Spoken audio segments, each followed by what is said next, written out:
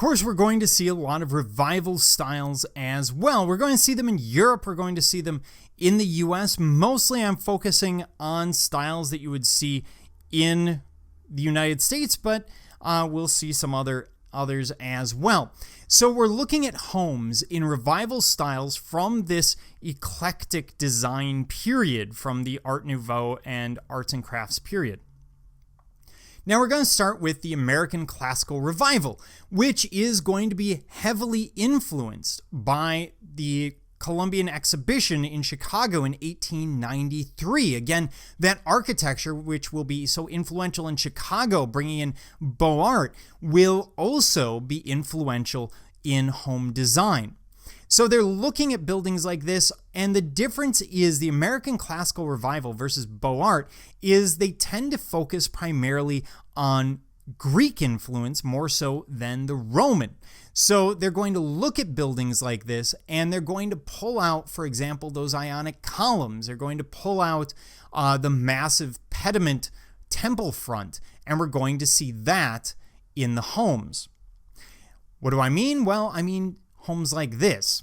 So here we have a massive, almost temple front, this two-story structure built up onto a third-story walkout porch.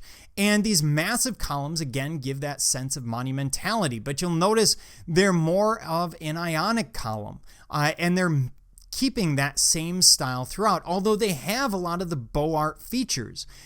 So we have that hipped roof, we have the use of dormier windows on a regular basis, and there's a lot of regional variation when it comes into this American Revival period. Most of what you're going to see is again based on the Greeks, with some modern elements such as the swag that we see here running along a frieze above that massive front porch.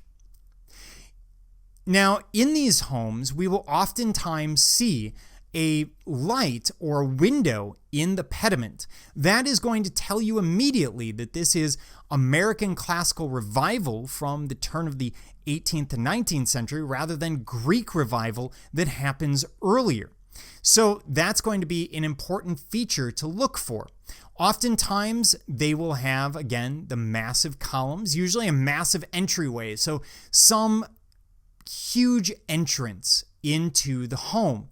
And then the columns will be repeated, although not necessarily in the same form. In the American Classical Revival, they do mix. So here we have what appear to be Tuscan columns next to what appear to be Corinthian columns, and some Ionic elements. So they're mixing these different forms to create something brand new and American, just like what we saw at the exhibition in 1893, where they were again mixing Greek and Roman ideas. This is all coming from the American fascination with the neoclassical, with the Greeks and the Romans. It's part of the reason that these styles take off in the United States is the messaging behind them, the idea of the Greek democracy, the Roman Republic when we're looking at public buildings. And in homes, it gives a sense of an educated owner, someone who's familiar with Greek and Roman precedents. Openings tend to have large arched windows over the top and often side lights next to them. Of course, side lights are these tall windows running next to the door. The door will generally be massive and solid wood. You wouldn't usually put a window in the middle of it. And columns are going to be quite common. But again, we see that mix. So there's a pediment above this. Oftentimes it's a broken pediment, so there will be an opening in the center at the top. But we see that mix of styles that's so typical of American domestic architecture. The interiors, now this is obviously another home, can go one of two ways. It can go more Greek or it can go more Roman. This example is a little more on the Roman side, but the colors tend to be subdued. We see a lot of built-in pieces. That's the influence of arts and crafts. And those built-ins will usually have a decorative element around them, as we see. One other element of the American Classical Revival is going to be the over-accentuated keystone in archways. They're massive and over-accentuated, something that we wouldn't see in the Renaissance, something that we wouldn't see in the classical world, but we do here. And here they're mixing styles. So, for example, this glass is very Elizabethan, very Tudor, whereas we're in a home that's looking at the Greek and Roman world. So when you see that mismatch of elements, you can almost certainly know that you're in an American home from this eclectic design period. Now, there are going to be English Revival styles as well, and these are following primarily the English examples of the English Renaissance. So when we see English Revival in the United States, it frequently means that you're going to see that plasterwork and woodwork, but you're not going to see the decorative plasterwork that we saw during the actual Tudor period. The woodwork that we see, the exposed beam, is A, not supportive. It's simply a facade or a veneer. And secondly, it's frequently painted, usually blue or green, although oftentimes it will be left as its natural color. And we'll see hearts in some of these motifs. And that's really common in the United States. It comes over from the Victorian as well as from the American colonial. Now, one of the examples of the English Revival is going to be the Cotswold Cottage. This is a 1.5-story cottage. It's a very small space. Traditionally, it would have been thatched, and oftentimes they had special rollers that could treat shingles and give the impression of a thatched roof, although in this example, there's a stone roof, which works well with the stone brick architecture on the outside. We often see rounded arched doors in this style, as well as diamond patterns in the windows. There's usually going to be a fireplace right up front. It's going to be a massive chimney. And the roof will actually come quite low to the ground. So we're seeing sort of an interpretation of what people see as a medieval English cottage created for the modern world. And obviously it's an interpretation because an actual English cottage at the time would have been far darker, far smaller. The interiors tend to have low ceilings. We see large or largish fireplaces. We see generally small spaces. These are never large homes. You would never see a McMansion in the Cotswold Cottage form, although maybe McMansions would because they do things like that. We also see Tudor Revival, where we see steeply pitched gabled roofs. We see these shed dormiers, where the dormier starts very high up and slowly progresses until it reaches the side of the building. We see arched openings and patterned brickwork. And that brickwork can be the entire space, or it can share the facade with some of that beam and exposed plasterwork. Here we see elements of the Gothic coming in, that decorative border, decorative molding around the gable, as well as the use of a drop, which we've seen a couple of times in the American colonial and the Victorian. So again, mixing styles. And we have those diamond-shaped windows once again, mimicking the fact that in the Tudor period, glass was expensive, so you couldn't create massive pieces of glass that they could by the turn of the century. The Elizabethan Revival is going to focus more on that beamwork. These tend to be larger homes.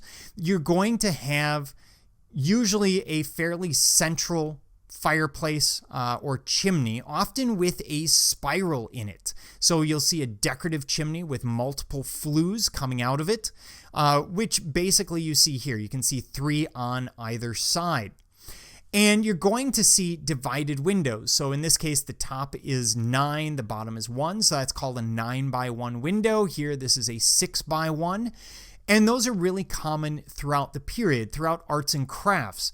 In the Elizabethan case, it is trying to mimic the history.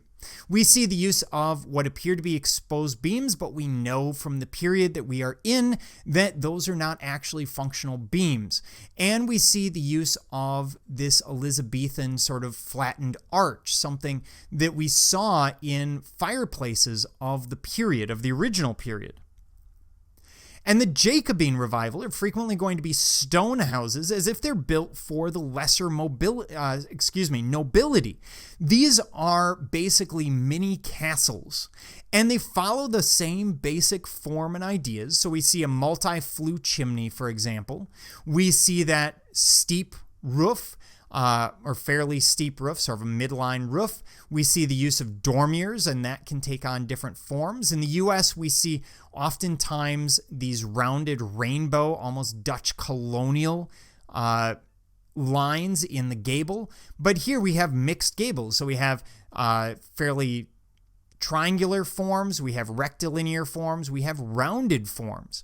And it gives the house a sense of modularity, by which I mean the different parts seem to be plugged in as if someone sort of had a play set and put it all together. Now, English Revival interiors generally center around the fireplace. You see a lot of wood and wood paneling, sort of mimicking the period. Here we see the decorative plasterwork that we saw in the original English Renaissance. We see the pointed fireplace that we saw again in the Tudor period. We see a focus on that warmth, and the spaces can be quite high. But generally, they're going to try to aim for, if it's a high ceiling, it's going to be a bit smaller room. Whereas here we have a staircase. So that gives us the option of a massive, tall cathedral ceiling. And in this case, it's showing off the size of the house. It gives you that sense of monumentality that people are picking up on from the classical world, from the American Revival, from Beaux Art, etc. Now, there's a lot of Spanish colonial revival styles as well. And these are primarily going to be influenced by the Panama, California exhibition in San Diego in 1915, where we see a lot of buildings in this Spanish colonial style. They're doing that because it seems to fit the period and fit the architecture, the traditional architecture of the area in the desert Southwest. So that's going to be particularly influential later on. So what we're looking at are different revivals. And some of these are earlier, some of them are later. We have the Territorial Revival. This is primarily found in New Mexico. And the Territorial Revival is going to be usually an adobe building with brick edging to ensure the corner angles remain acute. We will see revival elements of traditional territorial buildings, although we will see Greek elements sometimes as well. So here we have our timber columns, arguably a Greek idea, because if these were traditional, this would probably be an adobe form or treated differently. We have the brackets here running along the surface, but we still have that rounded adobe feel to the building overall. And here we also have the Greek element of the pediment above the door, as well as that light above and the sense of columns on either side. Although it's not terribly strong, we do see those Greek elements sneaking in.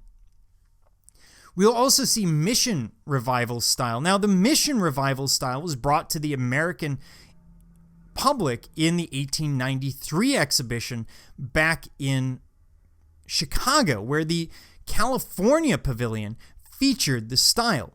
In addition, the Atchison, Topeka, and Santa Fe Railroad promoted the style in advertisements, trying to draw people down into the Southwest, and would construct depots and hotels in the Mission and Spanish colonial style.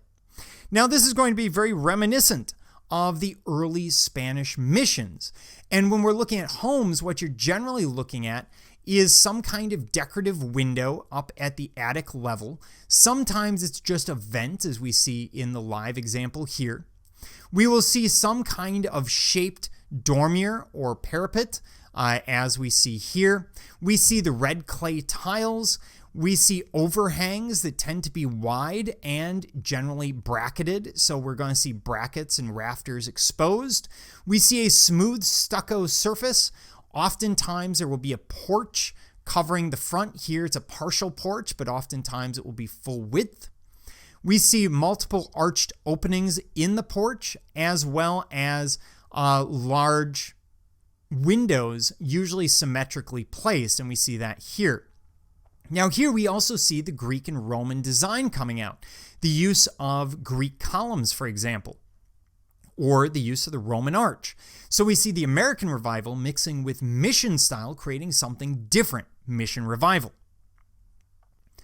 And these are used often for public buildings. Here's one of those railroad stations. And what they're doing is they're trying to market their services. They're trying to get people to travel on the railroad. And one of the most unique and exotic places you can be if you're from, say, the Midwest or the East Coast is the desert Southwest or California, where these railroads run.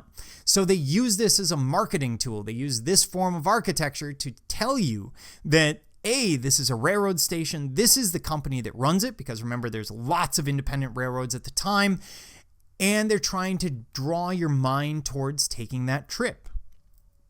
We'll also see the Pueblo Revival. Now, this is a really unique style. This is something we see in the desert Southwest quite a bit, Arizona and New Mexico, and it's based entirely on the Pueblo or ancestral Anasazi finds that we see going on in the area in New Mexico. And they're finding this is the ancient architecture. This is stone architecture. Sometimes it is mud brick architecture, depending where it is and what you're dealing with.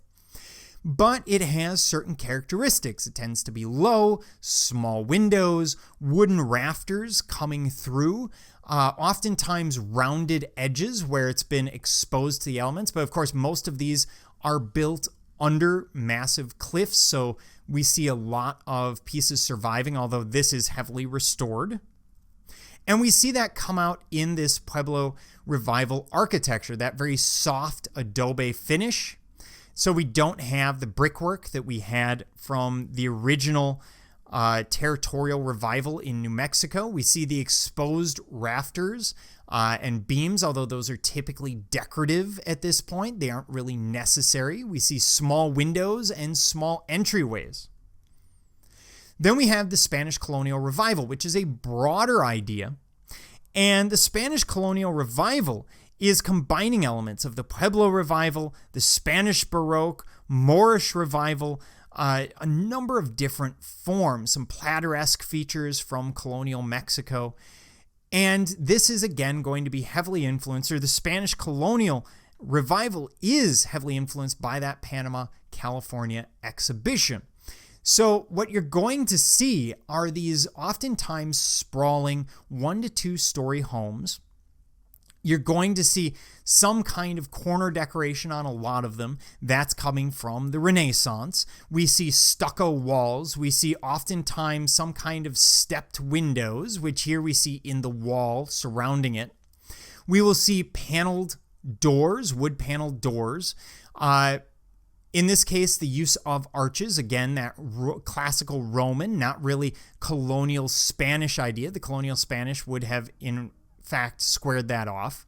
We usually have covered chimneys, so the chimney is actually protected, and we have openings on either side with a roof over the top, allowing the gases to escape. This is going to be really important if you live in a place where there are monsoons, like California or Arizona. We have that use of the tiled roof. Sometimes we will see false gables used. And we see the use of a parapet once again, and in this case being used to block off, for example, a porch. The interiors can take on a number of different forms. Now, what we're looking at is a little more traditional form, but obviously these have been updated. So you tend to have that low roof or low ceiling with the exposed beams. These are oftentimes hand-peeled beams, meaning that they are left round, although they can occasionally be squared off. Much of the architecture will be adobe, so the fireplaces are commonly adobe. The most common place to find the fireplace in these is going to be in a corner, often with this arched opening to it, looking almost like a pizza oven, moving up, but we do find rectilinear forms, that soft rectilinear form as well. These are generally very cozy. The floors will be stone or terracotta. The furniture will usually be natural wood.